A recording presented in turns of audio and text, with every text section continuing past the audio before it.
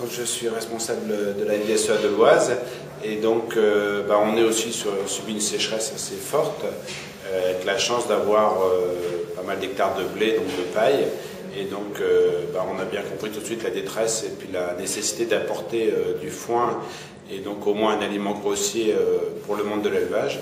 Et donc on a répondu à 4 départements dont la Loire pour pouvoir fournir les besoins, et on a mis en lien comme ça j'allais dire un arrondissement, 5-6 cantons, directement en liaison avec la Loire. La Loire est venue sur le département donner un coup de main à aller chercher les hectares que les céréaliers sont aujourd'hui prêts à laisser, moyennant un contrat. Et aujourd'hui, tout le travail, c'est de presser, mettre en bout de champ, transporter, tout ça pour que ça arrive à un prix le plus correct possible, surtout en dessous de 100-120 € pour que les éleveurs puissent passer l'hiver tranquille.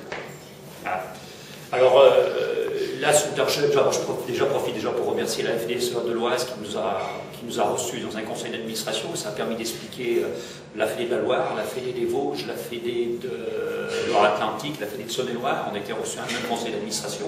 On a pu expliquer un peu notre situation. Ça, c'était déjà très intéressant. On a vu qu'on était écoutés et entendus par le conseil d'administration de la FDSEA de la l'Oise, et qui nous ont tout de suite, comme vient de dire Luc, proposé des cantons. Et ça, je trouve cette proposition est très intéressante parce que ça mobilise aussi notre réseau. C'est pas uniquement au département de l'Oise de faire le travail pour récupérer les hectares, c'est nous aussi, une fois qu'on a su les cantons qui nous étaient mis à disposition, et nous sommes montés, des professionnels, des administratifs de la Fédé, et on a été faire du démarchage et expliquer notre situation aux céréaliers du département de l'Oise. Et je pense à un premier abord, c'est pas toujours simple de se comprendre, mais une fois qu'on a pu expliquer notre situation, on peut dire que les hectares sont tombés assez facilement. Et ça, ça permet que tout le monde mette la main à la pâte sur ce dossier-là. Après, tout n'est pas simple. Aujourd'hui, il faut organiser les chantiers.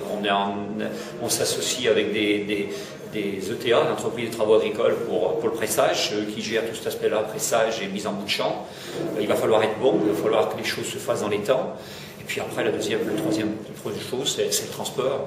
Et l'Oise à la Loire, c'est 600 km, c'est 1200 km aller-retour.